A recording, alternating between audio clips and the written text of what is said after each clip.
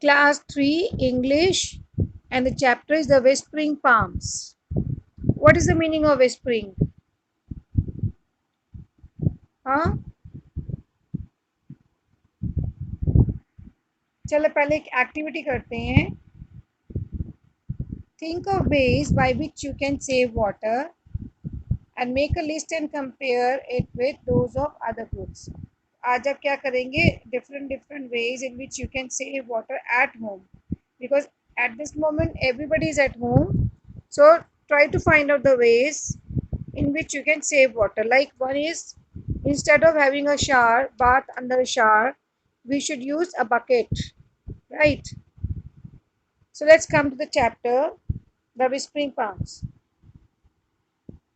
Mori was a little girl with big brown eyes. Underline the word Mori. She is a little girl who has beautiful big brown eyes. She lived with her parents in a beautiful coconut grove next to a small blue lake. Every morning she balanced a big empty basket on her head as she walked down to the lake. Her mother followed with the laundry, and her father brought the big fishing net.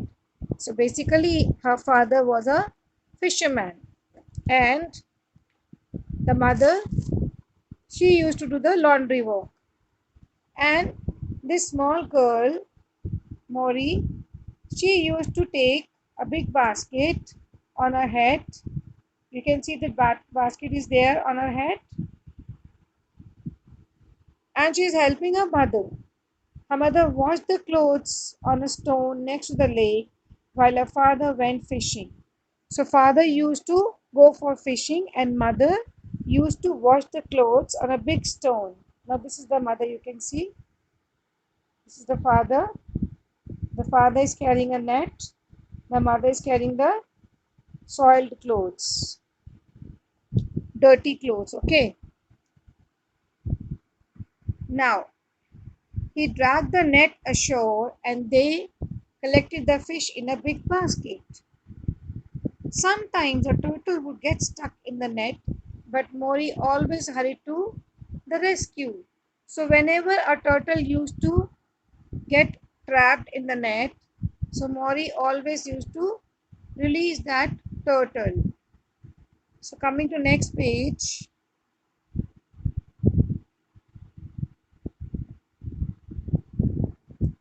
you can see the father is fishing. Now one sunny morning, while fishing with her father, Mori said, "If we catch so many fish, one day there won't be any left." So the curious child was amazed to see the father hunting for so many fishes. So she asked this question. Her mother laughed and sent her off to school. So mother said that you come, I'll take you to the school. In the shade of the tree, Mori's mother fell into an uneasy sleep. She dreamt of a lake with no fish, while the wind in the palm leaves whispered. So that thing was in her mind, and she was tired, so she slept there, and suddenly she started dreaming. And in the dream, she saw that there is a big lake but without any fish. There is no fish in the lake.